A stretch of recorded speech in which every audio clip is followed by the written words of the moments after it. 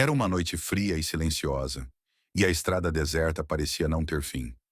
O único som que preenchia o ar era o motor do caminhão de Marcos, que dirigia há horas. Ele já estava cansado, com os olhos pesados de sono, mas não podia parar. O trabalho precisava ser feito. Ele tinha uma carga urgente para entregar, e o tempo não podia ser desperdiçado. Marcos tinha 45 anos e havia passado boa parte de sua vida dirigindo pelas rodovias do país. Já tinha visto de tudo, desde motoristas imprudentes até animais atravessando a estrada sem aviso. Mas naquela noite, algo estava diferente. A escuridão parecia mais espessa, o silêncio mais denso. Ele olhou para o relógio no painel. 2h47 da manhã. A estrada parecia mais vazia do que nunca. Ele ligou o rádio tentando afastar a sensação de desconforto que começava a se instalar. Mas em vez de música ou notícias, o rádio apenas chiava, como se estivesse tentando captar alguma frequência distante. Ele desligou o aparelho, mas o silêncio persistia, apertando sua mente. Foi então que ele viu. Na beira da estrada, perto de um acostamento vazio, havia um homem parado segurando a mão para cima, como se estivesse pedindo carona. Marcos hesitou. Ele sabia que deveria continuar dirigindo sem parar. Nunca era bom dar carona a estranhos, especialmente àquela hora da noite, em uma estrada tão deserta. Mas algo na postura daquele homem o fez desacelerar. Talvez fosse o cansaço, talvez fosse o desejo de não estar sozinho. Ele parou o caminhão. A porta do passageiro se abriu e o homem entrou devagar. Marcos notou que ele estava vestindo roupas escuras, o boné baixo, cobrindo parcialmente seu rosto. Era difícil ver detalhes, mas a sensação de que algo estava errado era inegável. O homem se sentou em silêncio, olhando para a frente. Marcos tentou puxar conversa. "Então, para onde você vai?"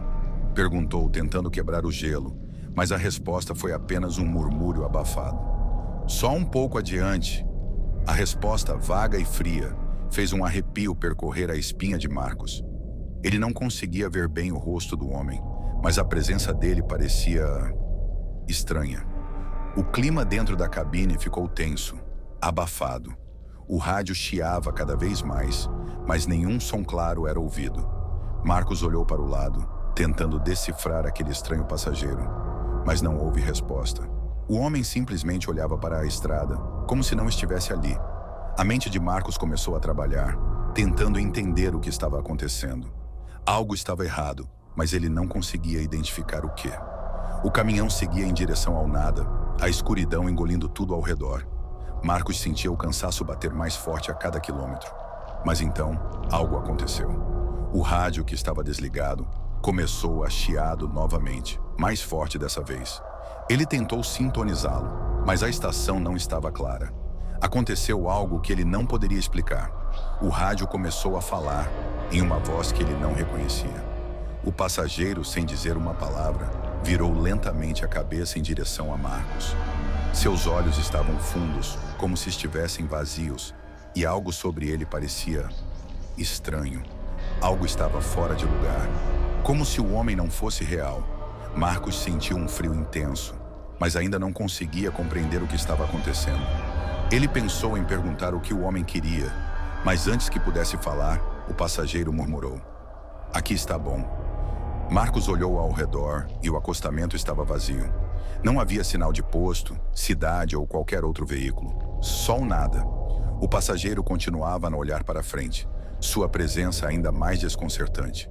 Sem entender o que acontecia, Marcos tentou ignorar a estranha sensação e continuou dirigindo, sua mente trabalhando a 1000 por hora, tentando encontrar uma explicação. Foi quando ele ouviu um barulho atrás dele, como se algo tivesse se movido dentro da cabine. Ele se virou rapidamente e o que viu fez seu coração parar. O banco do passageiro estava vazio. O homem que havia sentado ao seu lado apenas alguns minutos antes desaparecera sem deixar vestígios. O horror tomou conta de Marcos. Ele parou o caminhão bruscamente, procurando freneticamente pela estrada. Ele olhou por todos os lados, mas o homem não estava mais ali. Ele abriu a porta do caminhão e correu até o acostamento, mas não havia sinal do passageiro. Ele voltou para o caminhão, ofegante, com o corpo todo tremendo. O silêncio parecia se espalhar ainda mais, tornando tudo mais surreal. O que estava acontecendo? Mas então, quando ele olhou de novo para o banco do passageiro, notou algo inexplicável. O banco estava ainda ligeiramente afundado, como se alguém tivesse acabado de se levantar. E na janela, uma marca de mão pálida estava claramente visível. Uma mão que não estava ali antes. Marcos estava em pânico. Não conseguia mais racionalizar o que estava acontecendo. Era como se ele estivesse em um pesadelo que não conseguia acordar. Ele ligou o motor novamente, acelerando pela estrada, sem olhar para trás. Mas o rádio, que ele havia desligado há algum tempo, começou a chiado de novo. Mais forte agora, como se algo quisesse comunicar com ele. De repente, uma voz familiar surgiu do rádio, como um sussurro distante, quase imperceptível. Ele congelou ao ouvi-la. Era a voz do passageiro. "Cuide-se na estrada." Marcos sentiu o sangue gelar. Ele reconheceu aquela voz. Era a voz do homem que ele havia dado carona, mas agora sabia. Ele não estava mais ali. Ele estava falando com alguém que não podia ver. Ele havia sido enganado, levado para um lugar onde não havia explicação. O caminhão seguiu em frente pela estrada, mas o medo que Marcos sentia era palpável. Ele sabia que aquela não era apenas uma coincidência, mas algo muito mais profundo, algo sobrenatural. Naquela noite, Marcos nunca mais foi o mesmo. Ele continuou sua viagem, mas sempre com a sensação de que não estava sozinho. Que a estrada, naquela escuridão eterna, estava cheia de coisas que não podiam ser explicadas. E o passageiro fantasma? Ele nunca mais apareceu, ou pelo menos Marcos não sabia mais se queria vê-lo novamente. Porque às vezes, algumas almas simplesmente nunca deixam a estrada. Elas apenas esperam a próxima carona. Som misterioso, tensão crescente, imagens sombrias da boneca Annabelle, cortes rápidos para elementos assustadores, como sombras movendo-se, um relógio parando à meia-noite, closes dramáticos da boneca, voz grave e intrigante do narrador. Imagine uma simples boneca, um brinquedo inofensivo, tornando-se o centro de um dos casos paranormais mais assustadores do mundo. E se eu te dissesse que essa boneca está trancada até hoje, selada por feitiços para evitar que algo terrível aconteça? No vídeo de hoje, vamos explorar a história real por trás de Annabelle. Um relato que vai te deixar arrepiado, mas também revelar o que realmente aconteceu com aqueles que ousaram desafiá-la.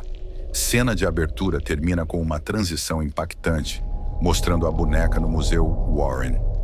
Nos anos 70, uma jovem enfermeira chamada Donna recebeu de sua mãe um presente aparentemente inofensivo. Uma boneca de pano Raggedy Ann.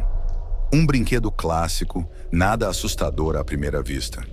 Donna dividia o apartamento com sua amiga Andy, e nos primeiros dias, a boneca ficou em sua cama como um simples enfeite. Mas rapidamente, coisas estranhas começaram a acontecer. A boneca mudava de lugar sozinha. Primeiro, apenas pequenos deslocamentos. Um braço virado para outra posição, a cabeça levemente inclinada.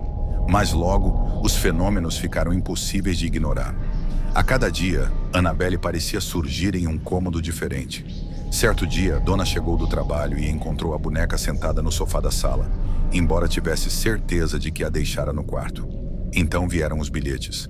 Pequenos papéis escritos com uma caligrafia infantil dizendo: "Me ajude." O problema? Nem Donna nem Andy tinham esse tipo de papel em casa. Era como se a boneca estivesse tentando se comunicar. O que começou como um mistério inquietante, logo se transformou em algo verdadeiramente assustador. O namorado de Donna, Lou, sempre teve um mau pressentimento sobre Annabelle. Ele alertou Donna de que algo não estava certo, mas ela não acreditava. Até que uma noite, Lou acordou com uma sensação terrível. Ele sentiu que algo estava no quarto com ele. Quando abriu os olhos, viu Annabelle em seus pés. Antes que pudesse reagir, uma dor cortante atravessou seu peito. Ao acender a luz, ele viu marcas de arranhões sangrando em sua pele. Com medo do que estava acontecendo, Donna e Andy procuraram especialistas em fenômenos paranormais. Foi então que o famoso casal de investigadores Ed e Lorraine Warren entrou em cena. O casal analisou a boneca e chegou a uma conclusão alarmante. Annabelle não estava possuída por um espírito de criança, como Donna e Andy pensavam. Na verdade, era uma entidade demoníaca, usando a boneca como canal para se manifestar no mundo físico. Os Warren explicaram que demônios não possuem objetos, mas sim pessoas. A boneca era apenas uma isca, um instrumento para que a entidade pudesse ganhar força. Se Donna e Andy continuassem interagindo com ela, poderiam acabar sendo possuídas. A decisão foi tomada. A boneca precisava ser removida imediatamente. Mas o que aconteceu no caminho foi ainda mais assustador. No trajeto de volta ao Museu dos Warren, Ed dirigia enquanto Lorraine segurava a boneca no banco de trás. De repente, o carro começou a falhar. O motor desligava sozinho. Os freios paravam de funcionar. Eles sentiram uma presença sombria no veículo, como se Annabelle estivesse resistindo a ser levada. Ed pegou um frasco de água benta e aspergiu sobre a boneca, fazendo uma oração. Só então o carro voltou a funcionar normalmente. Quando chegaram ao museu, trancaram Annabelle dentro de uma caixa de vidro, reforçada com bênçãos religiosas e feitiços de proteção. Desde então, a boneca permanece selada. Mas Annabelle não ficou completamente inerte. Mesmo dentro do museu, fenômenos estranhos continuaram acontecendo. Visitantes que zombaram da boneca sofreram acidentes pouco tempo depois de sair do local. Um jovem motociclista, que desafiou Annabelle batendo no vidro e rindo, morreu em um acidente de moto no mesmo dia. Até hoje, funcionários do museu relatam ouvir ruídos estranhos perto da caixa de vidro.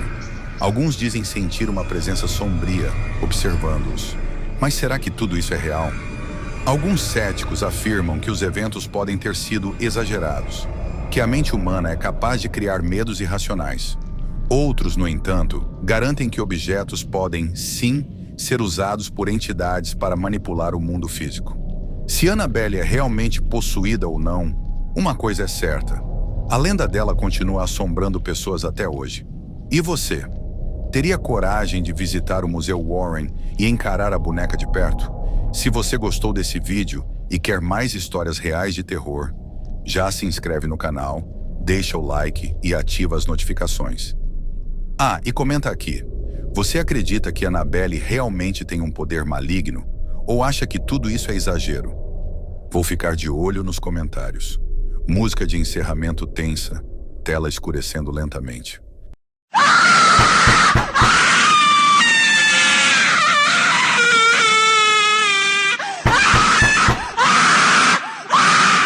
Era uma noite chuvosa quando Javier, um motorista experiente de ônibus escolar, terminava mais um turno.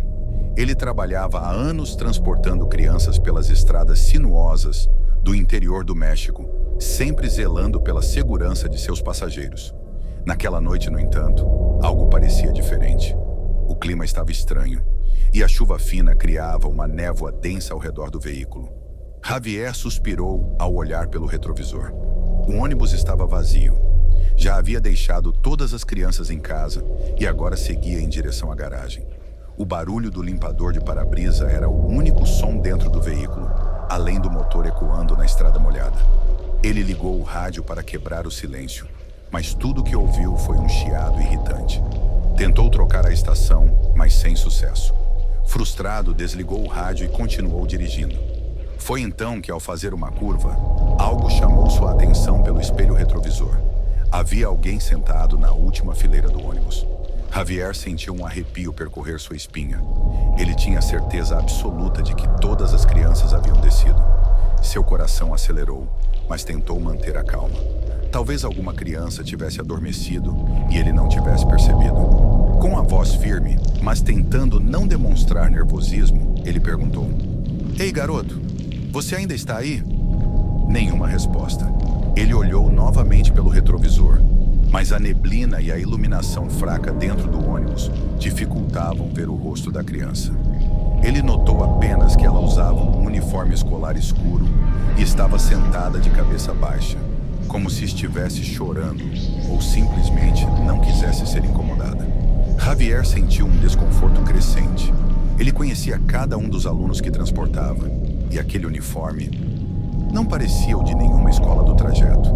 Decidiu parar o ônibus no acostamento. Pegou a lanterna e se levantou, caminhando lentamente pelo corredor estreito. O chão rangia a cada passo. "Está tudo bem?" perguntou novamente, mas a criança permaneceu imóvel. Quando ele finalmente se aproximou do último banco, seu corpo congelou. O assento estava vazio. Javier piscou algumas vezes, seu coração batendo forte. Ele tinha certeza absoluta do que viu. Voltou o olhar para o retrovisor, mas agora tudo o que havia ali era o banco vazio. Um frio subiu por sua espinha. Ele respirou fundo e balançou a cabeça, tentando se convencer de que era apenas o cansaço. Talvez a chuva, a névoa e o reflexo do vidro tenham pregado uma peça em sua mente. Sem querer pensar mais sobre isso, voltou para o banco do motorista e ligou o ônibus. Precisava terminar sua rota e ir para casa. Mas assim que começou a dirigir novamente, ouviu um barulho seco atrás dele. Algo caiu no chão. Seu corpo ficou rígido. Ele olhou rapidamente para o espelho e viu uma pequena mochila vermelha caída no corredor. A mochila não estava ali antes. O pavor tomou conta de seu corpo. Ele sabia que aquilo não era possível. Nenhuma criança havia ficado para trás.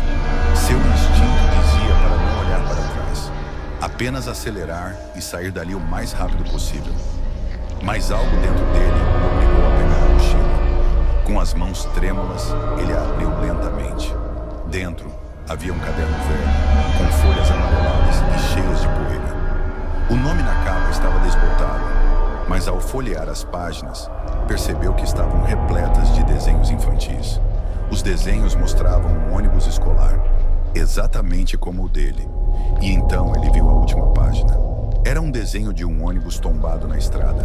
Ao lado, pequenas figuras estavam desenhadas, todas deitadas no chão. E no canto da página, um único menino estava sentado dentro do ônibus, sozinho. Javier sentiu um nó na garganta. O medo agora era incontrolável. Ele largou o caderno no banco e ligou o motor, pisando fundo no acelerador.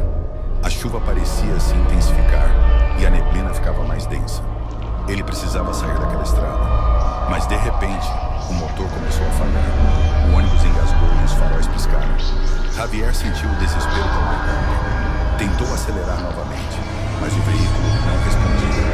O rádio, que antes estava mudo, começou a emitir um chiado forte e no meio do ruído, uma voz fraca sussurrou: "Você me esqueceu?" O coração de Javier quase parou. A voz era infantil, mas carregada de tristeza e algo mais. Algo que ele não conseguia explicar. Então algo se moveu no retrovisor. A criança estava lá novamente, agora olhando diretamente para ele. Javier soltou um grito e virou-se bruscamente para trás. Mas não havia ninguém. De repente, uma forte batida sacudiu o ônibus. O motor rugiu sozinho e os faróis piscaram intensamente antes de se apagarem completamente. O silêncio tomou conta da estrada. Javier ficou paralisado, suas mãos apertando o volante com força. Ele sentia a presença. Sabia que não estava sozinho. Mas então, tudo voltou ao normal. O motor ligou novamente, os faróis acenderam e o rádio silenciou. Ele olhou para o banco de trás. Estava vazio. A mochila vermelha havia desaparecido. Sem hesitar, Javier dirigiu o mais rápido que pôde, ignorando o medo que tomava conta de cada parte do seu corpo. Só parou quando finalmente chegou à garagem. Saiu do ônibus às pressas, respirando fundo, tentando processar tudo o que aconteceu. No dia seguinte, sem coragem de voltar àquele ônibus, contou o que viveu a um velho mecânico da garagem. O homem o olhou com uma expressão séria e apenas perguntou: "Era um menino com um uniforme escuro?" Javier gelou. "Sim. Como você sabe?" O mecânico suspirou e olhou para o chão antes de responder. "Esse ônibus que você dirige, ele substituiu um antigo. Há muitos anos houve um acidente naquela estrada. Um ônibus escolar tombou e nem todas as crianças conseguiram sair." Javier sentiu o estômago revirar. "E o menino?" O mecânico olhou para ele com um olhar pesado. "Dizem que ele nunca saiu do ônibus. Javier nunca mais dirigiu à noite."